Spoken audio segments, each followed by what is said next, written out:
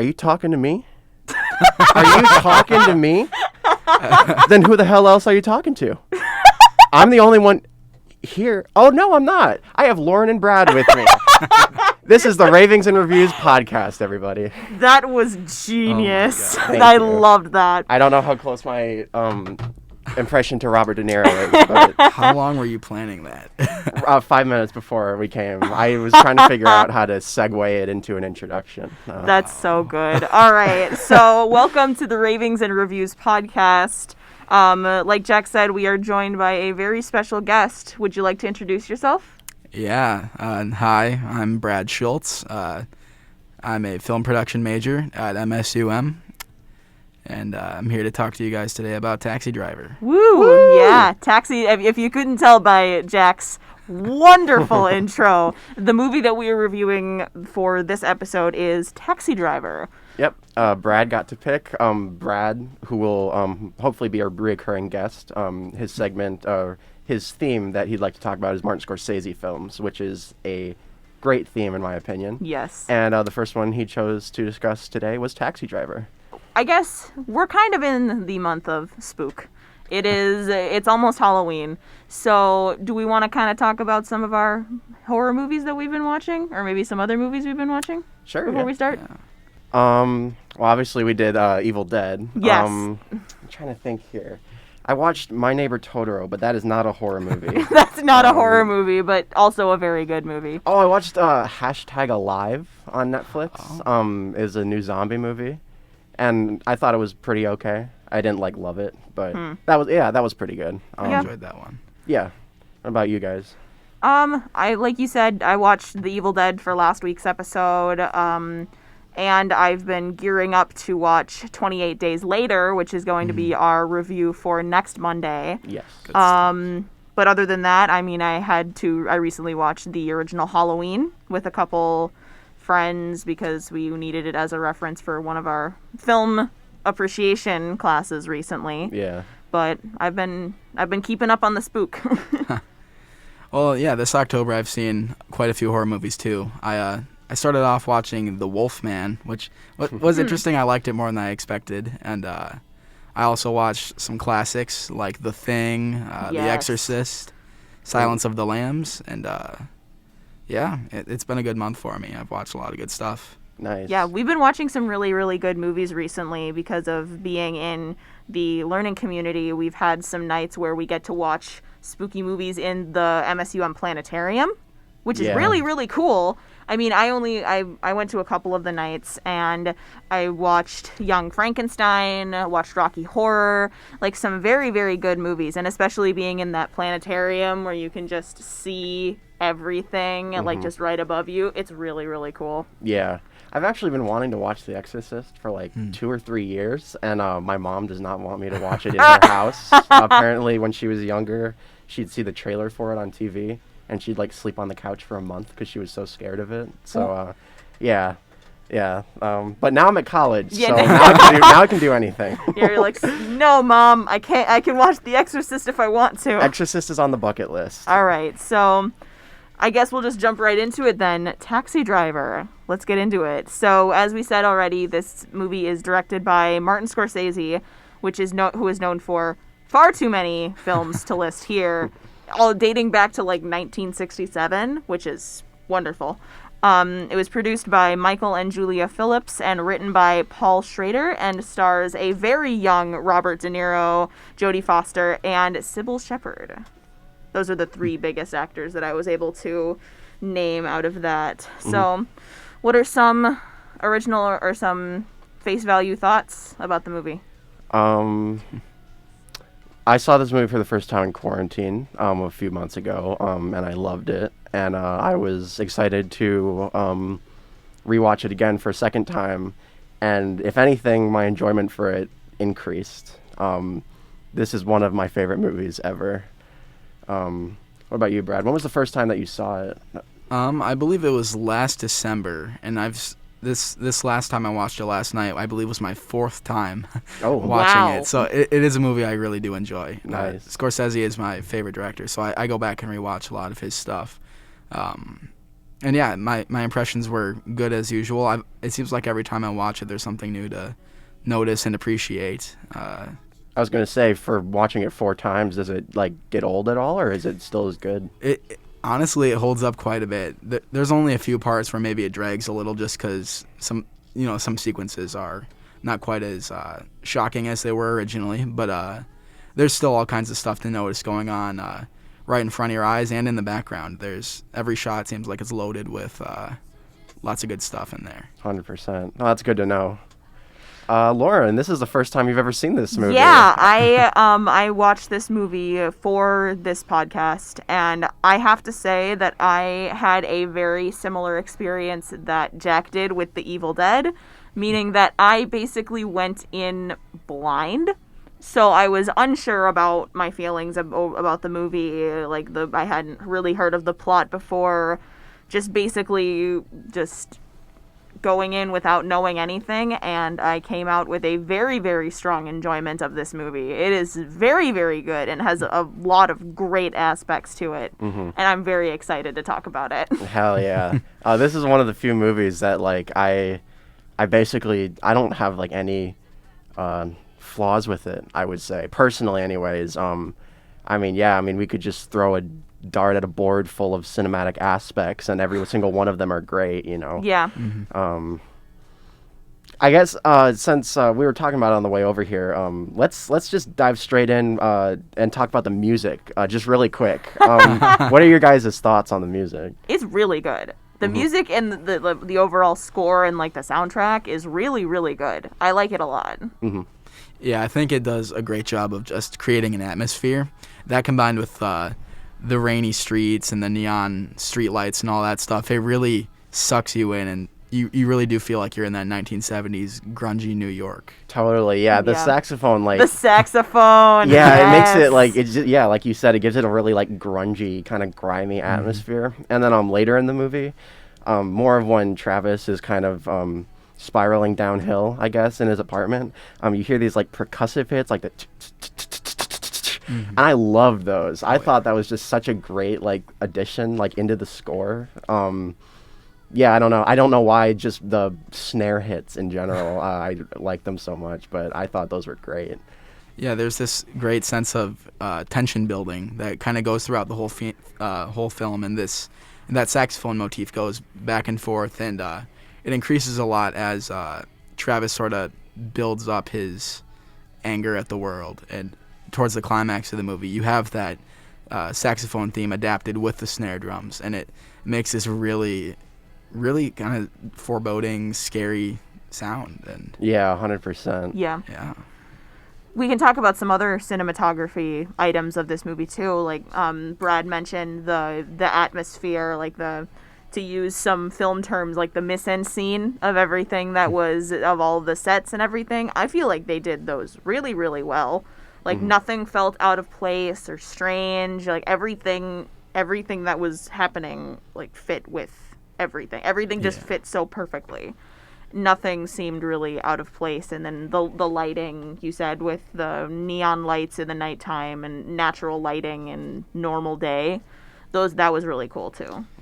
Yeah, and you really get that sense of realistic naturalism, I'd say. Yeah. When like Scorsese's famous for shooting on location a lot, and that's something I really admire when he is, because he's from New York originally, and the way he sort of navigates New York and finds all the spots that give off those feelings, I think that really gives testament to him as a filmmaker and a New Yorker. Yeah, he really catches the vibe. I wrote in my notes, Scorsese basically makes the city of New York in general. It's like a character in the movie. I mean, there's a lot of shots that are just dedicated to doing nothing but showing the city life. There's probably a good like 5 minutes of just that, and it's great. It really helps when you actually feel that the character's in a real place. And like all of the extras too, I thought, like all the just interactions that people are having on the street sides, like it all looks so natural. Like, I mean, you could tell me it was shot without any of the extras knowing that they were in a movie, and I'd believe you 100%. Everything felt so natural, and like even when they even when it was obvious that they did have extras. Like sometimes on like the street scenes, like you could kind of see, well, maybe not everyone knew that they were shooting a movie, but like for some of the scenes with like the political rallies and all that stuff, like you could tell like they really made this a good movie. I think the nightlife and all those scenes of just Travis driving through New York and seeing the people on the streets arguing, or people on the corner selling stuff, and all sorts of. It felt authentic in a way that, like Jack said, it almost felt as if they just took a camera and drove through the streets, not really having extras. Yeah. Kind of going off of that, one of the things I like so much about this movie are just basically all the characters. Because I'd say this is like basically just a character study of Travis Bickle, played by Robert De Niro. And obviously that's like, the entire movie. But the characters that inhabit it that aren't Travis, I think every single one of them is like fantastic. Everyone's got character, everyone's got personality. Even like just random taxi cab drivers that are only in the movie for like 3 minutes. You're like, oh my god, I don't want to run down them in a dark alley. They're gonna be everyone feels so authentic, and everybody's got such a great like sense of personality and character in the movie. None of the characters feel like pointless or wasted, in my opinion. I feel like this movie really, like, right off the bat just slaps you in the face with, like, this is the 70s. Like, especially with, like, the fashion choices, the sound design of, like, typical movies from the era, like, the grainy camera style we've talked about before. It just really feels like it really does a good job in immersing you into the environment of New York during this time. Mm-hmm. Mm-hmm. So, I mean, we can kind of talk about the themes, too, do we think? I mean, this movie is very, very grungy. I'm not really sure how to describe it. It's very heavy. Very thematically heavy. It's one of those movies that, it's not exactly happy. Nothing that's happening makes you feel very good. But it's like one of those like car crash reactions. Like you don't want to stop watching no matter what. Even though what you're watching it can sometimes be really like, yikes. Is the best word I have to describe it. But there's some very heavy stuff in this movie. Yeah, yes, 100%. We can get into that later when we get into the plot and stuff. But I mean, as far as my expectations went for the movie, I was expecting like a super high action, like really? Car chase, like kind of like that kind of movie. And it wasn't. This movie really has like, I want to say like one real action sequence, and it's towards the end of the movie. Yeah. Like there's not a whole. This movie is very mellow for the most part, and I almost like that more. It's very contemplative. It's very contemplative. Yeah. And even that action scene you are referring to, it's presented in a way that's not glamorous or even really exciting. It's absolutely shot in a not way glamorous. where it's more horrifying than it's anything. Horrifying. I agree with you. It's very not like, oh yeah, this is an action scene in an action movie. It's like there's like no sound. Nobody's doing anything like cool, or no one's like people just get shot. And it's like it's horrifying, and it's not really like a movie. It's like how you'd normally shoot like a cool action scene in a movie.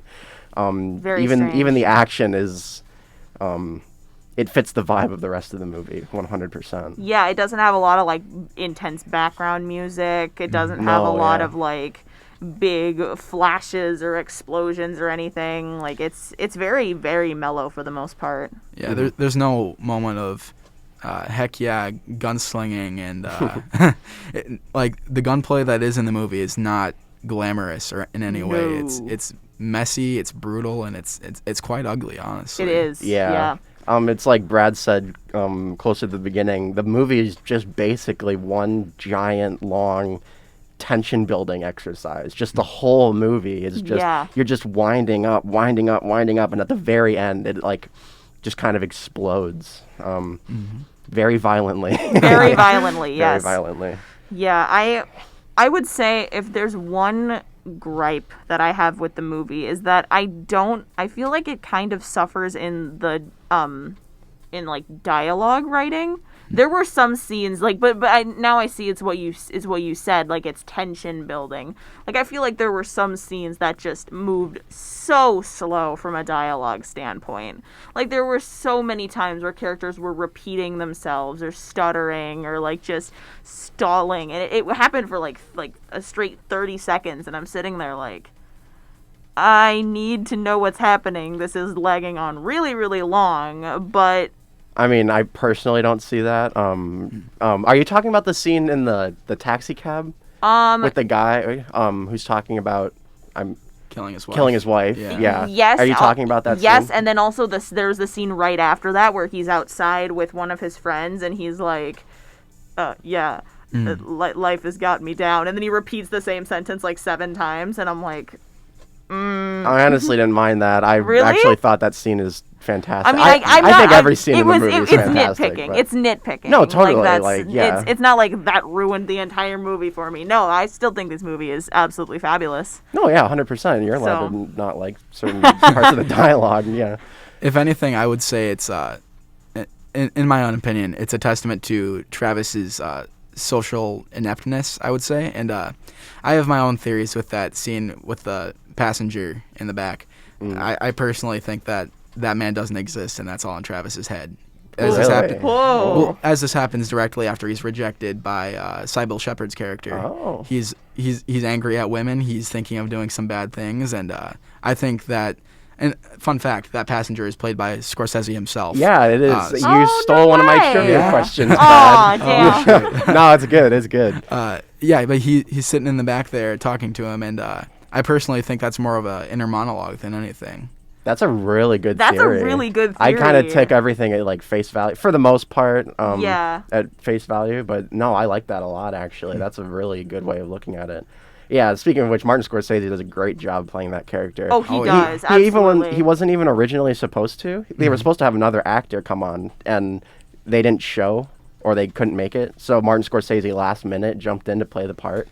Oh my God, he's phenomenal. Really, really cool. Yeah. I heard that it took a little bit of convincing from De Niro himself, actually. Oh Wow. really? He had to sort of hype him up for it. Oh. And that's one thing I've really grown to admire over watching all these Scorsese movies is the friendship that him and De Niro have. Oh yeah. Yes.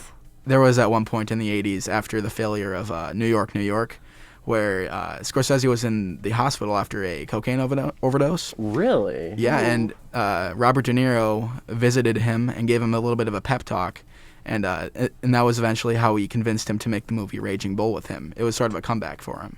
That's so cool. Yeah. I didn't know that. Wow. With so Scorsese many did cocaine. Scorsese factoids. We're going to need to stretch these out like all over. He's your had a long episodes. career. I He's- mean, he yeah. is like, he is really like, and to have stayed relevant that whole time. I mean, like I And said, then he's s- been making movies since 1967. And he just he put out a banger movie, The Irishman, one of my favorite movies of 2019. Oh, it's fantastic. He's just there's a reason that he's so highly regarded.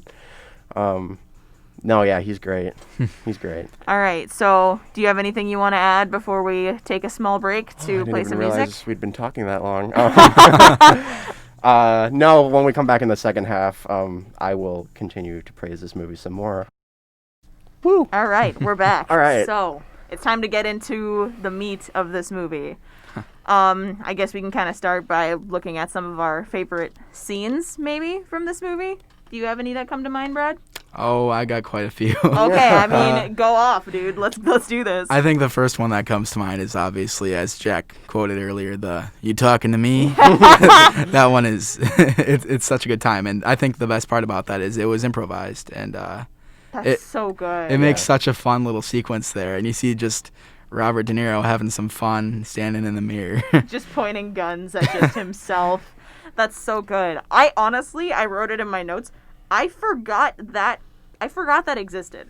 I forgot that there was that trope of like you looking at me like that. Oh, is yeah, the, yeah. That whole thing. Like I forgot that was from this movie. So that was a nice, fun little shock to be like, oh, so that's what that was from this movie. Yeah. That's fun. Yeah, it's probably easily the most iconic line from Yeah. the movie. I mean, it's parodied. Yeah, it's too. quoted like, all it's over the quoted all place. over the place. Yeah. Like, Yeah, no, that is a good one. One of the little scenes, like, there's just throughout the movie, there's so many little things I just really love and appreciate.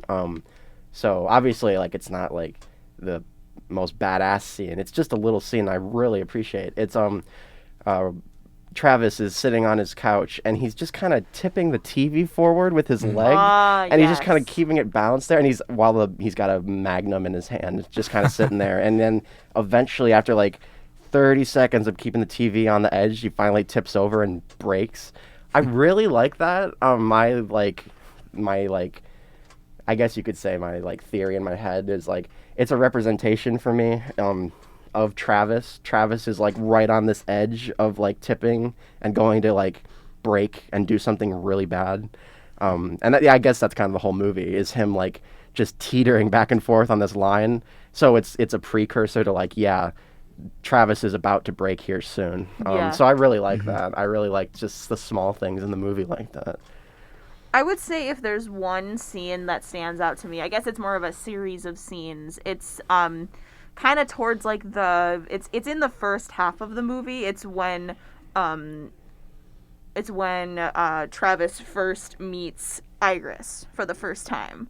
He's outside of a club waiting for some business when all of a sudden this young girl jumps in his car and says, "Go, drive, like get me out of here, man." And then all of a sudden another man comes and yanks her out of the car and is like, "No, you're staying with me. Don't cause a scene." Like just being really, really very suspicious. Yeah, and he throws a 20 in the cab to make Travis forget about it. Which he does not. No, yeah. Well, and that 20, like that 20 crumpled reappears. 20, like it comes back into play later in the movie, which is just another little tiny thing that I just love. Yeah, it's a very, very nice, very small motif of this movie that I felt was really, really effective.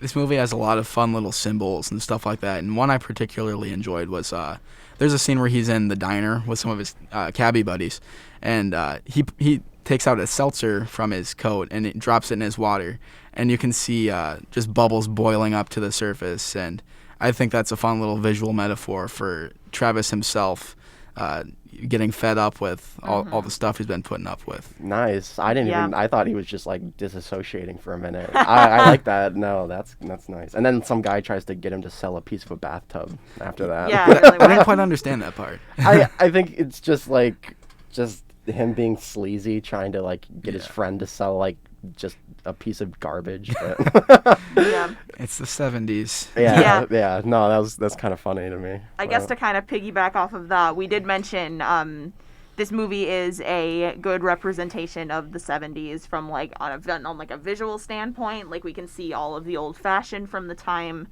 and then later on in the movie we also see the political correctness of the 70s as or the lack thereof.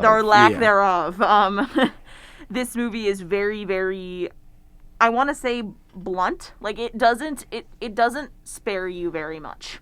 No, yeah. Like it's got almost no sort of censorship. Like they talk freely about like everything, like drugs, sex, like all that kind of stuff. Yeah. And they also, it also dives into like sort of the different people that existed during the time. Like they, I think it's the same diner scene that you were talking about with the seltzer, that they're talking about like different people that they've interacted with on their cab routes, and they refer to like gay people, the people with dwarfism, black people, and they refer to them as names that like haven't been used in centuries. Like it's very jarring to hear all of this weird, like, you know what I mean? Yeah. I think it's important to remember throughout this movie, and sometimes it's hard to keep a grasp on it, but Travis is almost meant to be a character of everything that's wrong with American culture in the 70s. Yeah. And that comes out through his hatred towards everyone around him, and you can even see a lot of the politics of the 70s coming up with Senator Palantine. Yes. Yeah. Stuff like that. It really does go with that era in terms of not only the political stuff, but the prejudices and all the hateful attitudes that Travis has towards the world around him. 100%, yeah. That is another, like, just, such a big topic, and it's handled so well, and it's not shoved down your throat. It doesn't take up the whole movie, but like this whole like political campaign going on that Travis is sort of related to, because there's this girl in the campaign that's helping the senator run that he likes, and so he's basically just stalking her and learning about the campaign at the same time. Yeah. And I've always thought, well, I haven't always thought, but this was another thing that I noticed in the movie. The senator's slogan is "We are the people," but it's in such like, how do I put it? He's not really people. He's a certain group of them, but there's this whole like underbelly society that like Travis lives in. And so when he claims, yes, I am representing the people, I want to, I listen to the people, I do what they want. Well, he's not the people, because the people are messed up and the people are doing horrible things. So he's only associating with a certain group of people. So I think it's a nice bit of hypocrisy to see we are the people when they are not the people. Yeah, absolutely. I think a big part of that was you can see Travis voicing his support for Palantine. He's always like, someday a real rain will come and wash all this trash off the streets. And I think Travis is trying to separate himself from what the moral decay he sees around himself. But he's really a part of it just as much as anyone else. Would you say, this is just like complete opinion, would you say that Travis is just as bad as everything going on around him, or would you say that he's separated a little bit? I think he is as bad, if not worse, because he's doing the same things with the self-righteousness he carries. Okay. Where he sees I can see himself as that. better than the general populace, but he's still participating in the culture that he's condemning. You're not wrong. He absolutely does do that, and he benefits from all these people that are around him that are doing like sleazy stuff. He drives those criminals around, and he turns a blind eye to a lot of it as well. Yeah, 100%. He never the real. I guess the only real thing that you can even like say about him that even makes, is he better? The only real aspect about his character that you can. That makes you be able to ask that is his care for this 12-year-old prostitute girl that he comes across. Just emphasize that. 12-year-old prostitute. It's very, very messed up, and it's yeah. That's the character Iris we've been talking about for the last couple, and part of the scene that I mentioned with the $20 bill. I feel so bad for that girl. She has been through so much, and she's just in like this terrible crowd, and she does end up being saved from it at the end. But I mean, the things that she has to be put through by, what is his name? She calls him Sport. She calls him Sport. Yeah. Like her. His real name's Matthew. Matthew. Yeah. Like basically her boss, I would say. Boss, boyfriend. Ew. I don't know, but she's 12. Like. Yeah, it's really gross. It is really, really gross. Matthew Sport. He talks about her to Travis, and it's just disgusting. It's really gross. Very icky. And I guess it's like what Lauren said. The movie does not censor anything. It's not pretending that something isn't as bad as it is. I mean, no. It is very much trying to accurately depict just how awful, not only this city in this particular time period, but just I guess the human race in general is. It's quite uncomfortable to watch some of the scenes, specifically with the 12-year-old prostitute girl. You're just like, wow, this is. Like, they don't spare you anything. Like, this is how it is. This is how it's going to be, and this is how, like, it may not be what you like to see, but this is how it is. Or this is how it was, I guess I should say, because, like, this was the 70s. I'm sure it still happens, unfortunately. I mean, but that's one thing I do have to give this movie props for, is it doesn't glamorize anything. It doesn't glamorize its violence, and it certainly doesn't glamorize New York.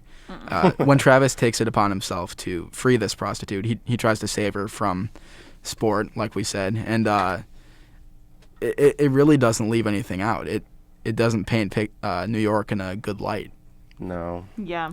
And that's another bit of like, I mean, I guess hypocrisy. He wants to save her, and you do get the sense he genuinely cares for her. Like, he doesn't want her to be in this situation. He wants her to escape, for no other reason than he just cares about her, for whatever reason. I guess probably because he feels guilty that he didn't drive her away in the cab. Didn't drive her away. But his solution to getting her out of the situation is to murder 3 men right in front of her. Yeah, So that's it's a bit problematic. I mean, it's very like, I guess he saved her and he wants her to have a better life, but he's doing it by like exposing her to horrible, horrible things. I mean, she was already being exposed to, but it's not a black and white scenario in this movie. The whole thing is just shades of gray. Can we talk about that last scene of the movie, like that big like final chase or the chase, like the big final fight scene? Because it is probably, I would say, it's one of the best scenes in the movie. Oh yeah, It is incredible. Like it's like we said before, it's one of the most high action sequences of the movie. But basically Travis takes it upon himself to go into basically the like, I want to say it's like a hotel or like an apartment where Matthew and Iris are, and just basically just kill everybody. Like he just has a gun and he just starts shooting like everyone that he sees. And another it's not funny, but another funny part about it is he doesn't even go to do that. Originally, he goes to kill the senator. And when that that's right. When that totally fails, he's like, well, I still have this bloodlust, so I suppose I'll go kill these pimps and whatever. But it's not even like, oh, go Travis, he's really, cleaning up the city. It's like, oh yeah, he couldn't kill the original guy he wanted, so he's gonna go help kill this girl. Somebody else. Like it's not even like heroic, or it's just It's not that Travis is a hero. It's just he wants an excuse to point his gun at somebody. Pretty much, yeah. One part of that sequence that stands out to me and like will stand out to me forever is, Jack, you and I talked on the Evil Dead episode a lot about gore in in that movie and how wonderfully gross that movie was. Over the top. And way over the top. I feel like some of those at least one of those like little gore themes comes into play in this movie too, because I will never get the imagery out of my head of that guy, the owner of the motel, getting his hand shot off. Yeah. Basically, three, his pointer, middle, and ring fingers just boom, gone. I literally had to pause the movie and just sit there agape. Was it specifically those 3 fingers? I think she's right. Oh my god, because there's an earlier part in the movie where I know what you're talking about. Yeah, the 2 people on the campaign trail are talking about just a hypothetical, like, how would you light a match if you only had 2 fingers left? Oh my god! Holy, I didn't realize that. I didn't even realize that. That's so cool. Gosh. I didn't even know. Wow. Okay, we're learning new things every day. Let's do that. That's awesome. Wow. 4th time watching it, and I still didn't notice that. Wow. That's crazy. Like I said, you notice something new every time. So, yeah, but no, that scene is very, very, very bloody. Mm-hmm. A lot of gross. A lot of gross. It's the payoff for what you've been watching for an hour and a half. It's the payoff. Bearing in mind, this was even made in the 70s when stuff like that was much more restricted. So you can really see why this movie was actually going to get an X rating when it came out. Oh, really? Yeah, okay. and I've got a little story about that for later. But it's very Scorsese was almost like stopped from producing the thing after this happened. Ooh. Yeah, I mean, especially for the 70s, the themes that's going on here, and the violence, the fingers in particular. It's rough. So this has an R rating, right? It's 100%. a rated R. Yeah. Well, I wouldn't see it as any less, but I didn't know if it was like, I don't know. I mean, sometimes old movies get PGs, like Jaws and yeah. There's some. What else do we talk? Oh, Texas Chainsaw. Oh well, no, they wanted a PG. They wanted a PG. No, yeah, sometimes older movies, imagine? But it'll be a fun time for the whole family. Fun for the whole family. Yeah, no, this movie justifies its R rating pretty well. Oh yeah. But like we've been saying, it's not overly gratuitous. It's not glamorizing anything. It's not even like for like entertainment purposes. Like, you know, you watch The Evil Dead going in like, yeah, let's just see some really like super messed up gore. Yeah, let's just see how over the top they can go. And that's not at all what you go in or what they give you in this movie. Yeah. I don't Yeah. know. There's a I mean, we all have like notes for this movie, and we're just kind of like just trying to look at what else to talk about. I mean, most of the points that we've kind of touched on already, it's been. I don't really know what else to talk about. No, I know we've discussed the intricacies of Travis Bickle's character fairly well so far, and Yeah. I would just cap it off by saying I think he's one of the best like characters ever put on film. For sure. He's great. He's not like a Darth Vader icon, but like in terms of like how well written and fleshed out and realized he is, like he's one of the best. Yeah. Absolutely. Yeah. I absolutely agree with that. The characterization is really great. They really didn't skip any bases. No. Yeah. Yeah, there are certain, like, I like, okay, so I want to compare this a little bit to the 2019 movie Joker that came out, because very clearly that movie was so heavily inspired by Scorsese that you could almost just say it's copying Scorsese. I would try and consider it more of an homage, because I honestly don't consider it its own movie at this point. Oh.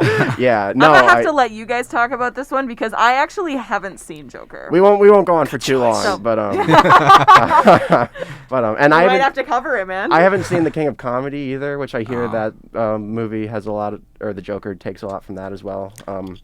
Honestly, I would say it probably takes more from King of Comedy than it does Taxi Driver even. Oh, okay.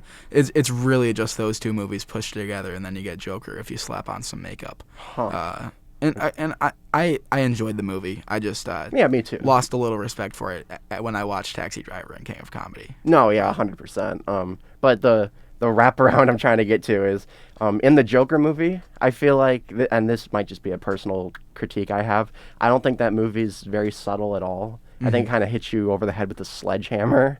There's a few things here and there.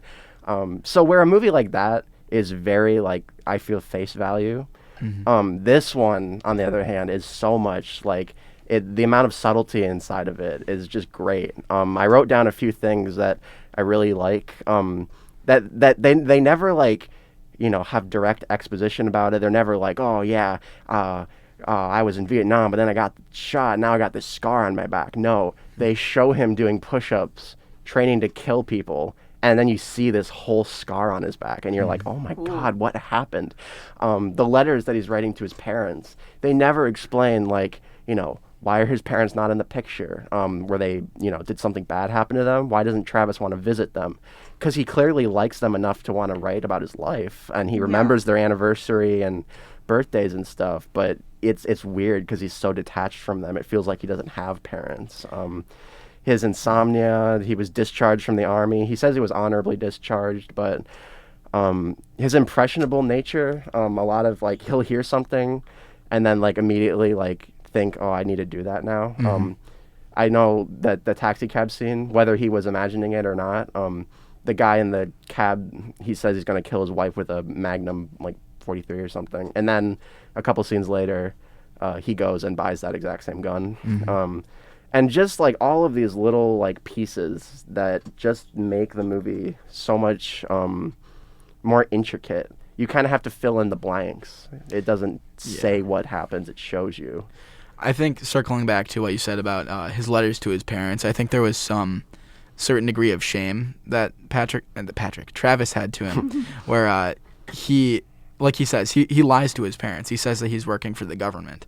And I think that's because of the rejection and loneliness he does feel. Like, he feels like he doesn't quite amount to anything that he expected. Which really feeds into the themes of this movie. And like you said, they don't beat you over the head with them with a sledgehammer.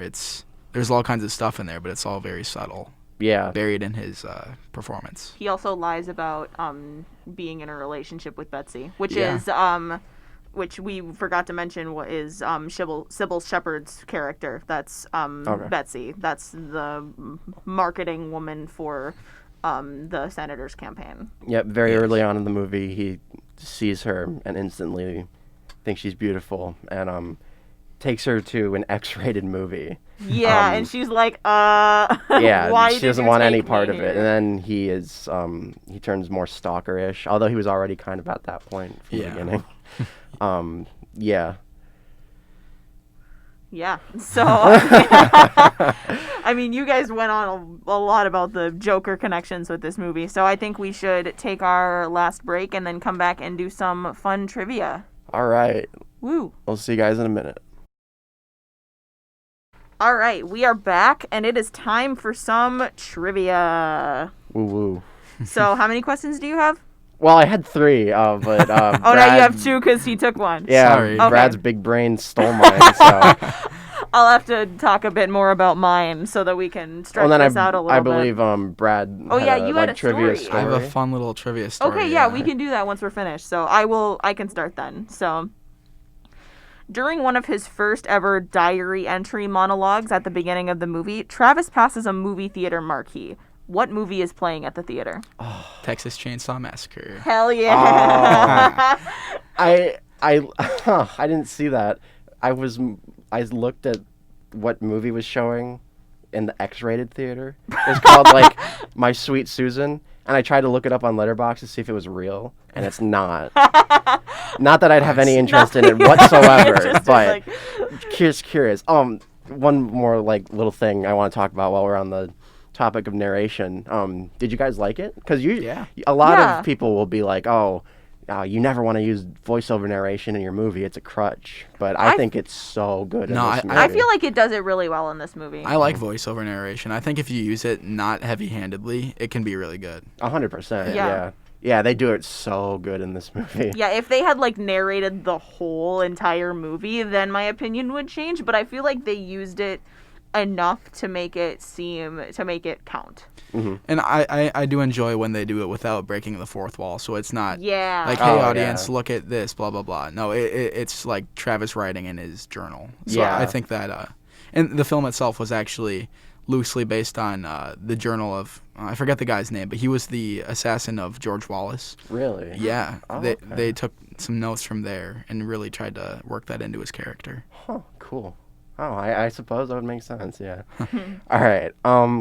What did Robert De Niro do to better prepare himself for playing the part of Travis Bickle? I know Ooh. this one.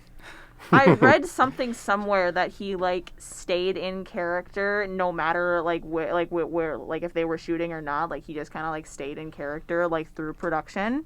That's not the one I found, but I'd believe it. Yeah, I mean Robert De Niro, a very very dedicated actor. Yeah. Brad, do you know the answer? He actually took up a job as a cabbie for a while. That is correct. Really? Yeah, he wanted to Oh get my a feel. goodness. Yep, he worked 1 month doing 12-hour shifts driving a cab to better prepare himself for Wow. playing the part. And he studied different aspects of mental illness during the period to better understand the character, which I really appreciate. I Yeah. like it when an actor like is Does their research, genuinely like yeah. wants to play their part so well that they'll like do extra homework instead of just Adam Sandler showing up on stage to do a bad movie. Anyway, We won't talk about Adam Sandler right now. All right, I'll go with mine. What other big name actors were considered for the role of Travis Bickle? Ooh. it's the guy that played Shifu in Kung Fu Panda. Dustin Hoffman. Is that it? There's actually a lot. Okay. Like you can Really? name if you know any names, just rattle them off, and I can say if they're right or not. But I have 4 written down right now. I saw Dustin Hoffman online. There was another one I can't remember the name of. Is Harvey Keitel up there? Not on the list that I found. Okay. So the 4 biggest names that I found were Jack Nicholson, Al Pacino, Marlon Brando, and Christopher Walken. Oh, gosh. Oh. I could not Yeah, that- imagine a Christopher Walken Travis Bickle. Among many others. Like the list was like 10 people long, and Are I'm you like, whoa. Like, talking to me? Are you talking Are you to me? talking to me? I love it. Ew, yeah. Eh. Al Pacino is so good. I mean, obviously, I would not want to change any aspect of this movie, but I mean, if we had to change the lead, I'd say Al Pacino is really good. Because, like, I mean, he still ends up in a Scorsese film. Like, like Scarface probably didn't come out much. I mean, when did Scarface come out? I want to say that's 74, isn't it? So not too Might long have been, after yeah. this. That or wait, was wasn't that a- before? That would have been before. It was 2 years. before. Yeah. Yep. And that was not a Scorsese film, but that it's was not? no, it's not actually. Oh. Wait a minute. No. Scarface is 80. The Godfather Part 1 is 74. I think it is the 80s. Yeah. I'm getting I my think it's- gangster movies It's got a mixed bit. up. I was gonna say. I think I'm it's got a bit getting of an my gangster 80s movies mixed vibe up. from what I remember. There's some like cheesy 80s stuff. Not in a bad way. I love that movie, but yeah. Okay. Martin Scorsese. Oh, that was the one that Brad stole. Whoops. Yeah, Martin Scorsese plays the possibly real or fiction character of the cabbie that wants to kill his wife. I do really like that theory, though. That is a really, really cool theory that I Thank will you. have to dig deeper into because that's really cool. Thank you. Okay, so I guess then my other one. How many Martin Scorsese films has Robert De Niro actually been in? Ooh. Is it 9? Your guess is 9? Lauren, you got a guess? I'm going to ballpark 6. You were right, Brad. It's 9 movies. Wow. You are on point with your Yes, sir. Scorsese All right, yeah, knowledge. Brad knows his Scorsese. Let's go, man. Nice, Number one nice. Scorsese stan right here.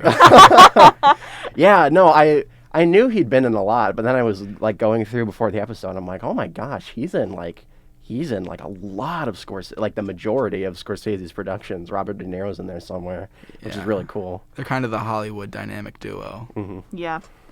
All right, my other question is, so how long is the time span of this movie? Like, where does it start and where does it end? That is a wonderful question. I wondered this myself last night, actually. It's kind of rainy, so like maybe late spring. Because he actually does, if you listen to the narration, he does mention the months. I want to say, well, wasn't it January? His parents, no, It's got to end in November because that's around election time. what month is Father's Day in? Because he writes Father's to Day his is in July. June. June. June? Wait, I think it's July. no, Father's Day is in June. I couldn't tell you. Well, I know he writes to his dad during that time, so it's got to be, and that's about in the middle of the movie. So I'd say, Yeah. yeah, like summertime, late spring. Okay. The film takes place from May to October in 1976. Okay. Huh. Because they didn't actually get to the election, he was just nominated. So That's true, yeah. Okay. I see.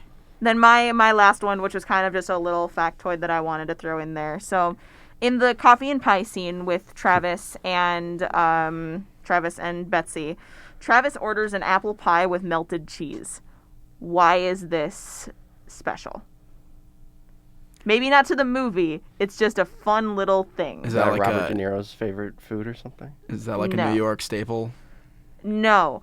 It is what police asked Ed Gein Ed Gein asked police for in exchange for a full confession. Really? I forgot about this. I knew that. Yeah, which That's weird. I just remember like listening to what he says. Like, I ordered an apple pie with a slice of melted yellow cheese. I'm like, wait a minute. Did you know Why? that fact before like? the No, movie? no. Oh. This was I found this on IMDb. But I remember like the cheese thing grossed me out. Why would you order cheese? With yeah. that? But I was also Yeah. thinking about like It's a crime. I was also thinking about it the way that like when we talked about Texas Chainsaw, we actually didn't really mention it in the episode, but Texas Chainsaw was roughly based off of Ed Gein. Bits and So pieces. Yeah. bits and pieces. So that was just a fun little. I'm not sure how it holds up to any sort of the plot or anything like that, but Yeah, it's probably just a little fun little yeah. Easter egg, I suppose. All right.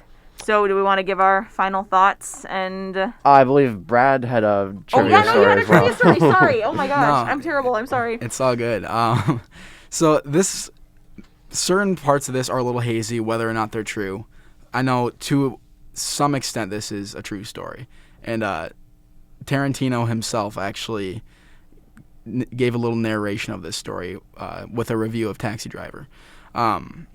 So as you guys are probably aware, towards the end of the film, when that big massacre scene happens at the brothel or whatever, when he drives up, there is a weird filter that goes over the screen, so the colors are a little bit more muted, and it looks a little weird. And I was puzzled as to why they did that at first. And my first time watching, I was like, oh, they wanted to make it like a Western because Travis views himself as some sort of hero.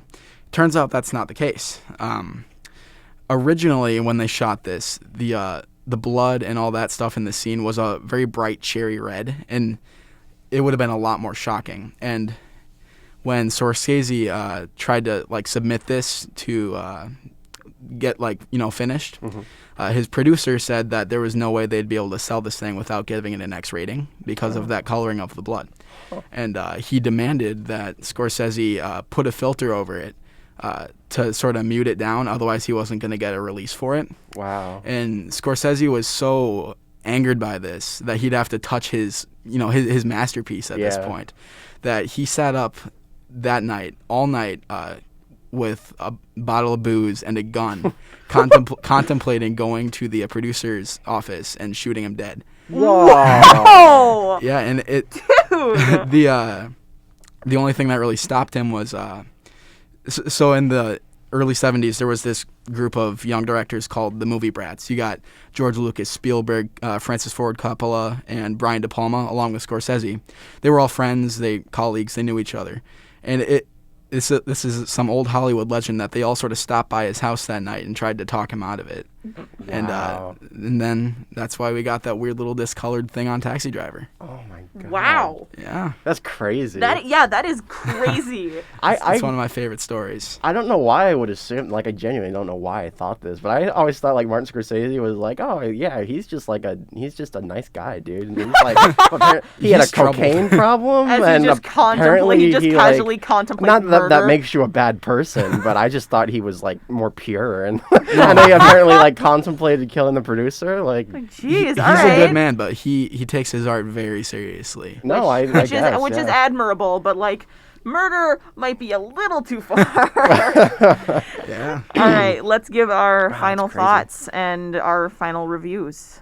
All right. I love literally everything about this movie. I genuinely don't think that there's a single weak aspect to it. There's nothing I think that should be trimmed out. There's nothing that I think doesn't work as well as the others. I think everything here is top notch. And I don't give many movies this rating. So thank you, Brad, for recommending the first 10 out of 10 movie that I'm going to give on this podcast. Heck yeah. Do you want to go next, or I mean? Sure. Taxi Driver has been one of my favorite movies since I watched it roughly a year ago, and it is one of those movies, like Jack said, that I consider to be genuinely perfect. It's a masterpiece in every sense of the word, and it has a lot to say about society and American culture as a whole, as well as the viewers themselves, and it's just one of those movies that I'm gonna love and recommend to everyone who will listen to me. Nice. Would you give it a 10 out of 10 as well? Yes, I would. All Yes, I right. would. Nice. I'm gonna have to second what both of these guys just said, and that this movie is probably one of the more perfect movies that I've ever seen. Like we've talked about movies on here that I've thought have been very good but have their own flaws within itself. But I feel like this movie is very, very, very good, and it's the flaws that it has are minimal enough to the fact where they just don't affect my rating overall. So I am also going to give this a 10 out of 10. Nice. Perfect score for Perfect Taxi score Driver. for Taxi Driver across the board. Heck That's what yeah. I like to hear. All right. So thank you so much, Brad, for suggesting this and joining us for this episode. We are so glad that you did this for us today. Thank you for having me. 100%. Had Yeah. a great time with you guys. So tune in next Monday where we are going to have our episode on 28 Days Later. With Yep. some zombie spooky vibes. Even though Halloween is this weekend, we are going to continue spooky movies through November. Just Yeah, because have a happy Halloween, everybody. Yeah, happy Halloween. It's gonna be fun. Stay safe. Don't go trick-or-treating because that's only making things worse right now. But be safe, be smart, social distance. do all that good stuff. Wash your hands. Watch Yeah. a good movie. Watch a good movie. Yeah. Just one little last question for Brad. And this is like nothing set in stone yet. But the next time that you come on, if you want, what Martin Scorsese movie would you like, or would you think of possibly reviewing next? Might have to go with either my favorite or second favorite movie of all time, Goodfellas. Okay. Nice. That is Okay. one of the few Martin Scorsese I have not seen, and it's one of his best, apparently. Oh, All right. I would argue it is his best. All right. All right. Nothing set in stone about that one yet, but just know Goodfellas will be coming. Yes, sir. Nice. Nice. All right. Have a good night, everyone. Thank you for tuning in. Yep. Bye-bye. Bye-bye. Bye.